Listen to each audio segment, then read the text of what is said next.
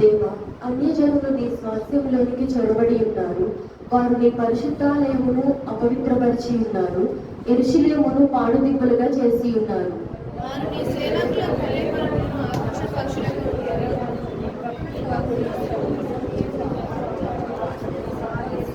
ఒకడు నీళ్లు పోసినట్లు యెరూషలేము చుట్టూ వారి రక్తము పారపోసి ఉన్నారు. వారిని పాతిపెట్టు వారెవరూ లేరు.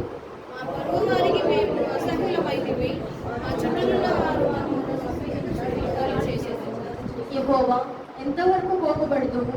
ఎల్లప్పుడూ కోపపడుదువా? నీ రోషము అగ్ని వలె ఎల్లప్పుడూ మండునా?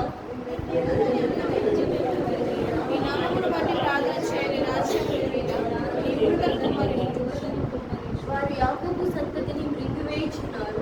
వారి నివాసమును పాడు చేసి ఉన్నారు.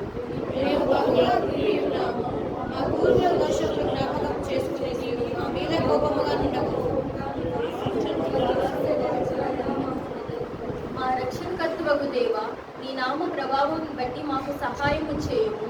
నీ నామమును బట్టి మా పాపములను పరిహరించి మమ్మను రక్షింపుము.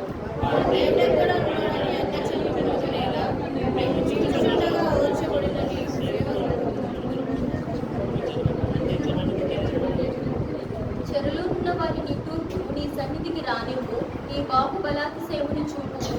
చావునకు విధింపబడిన వారిని కాపాడుము.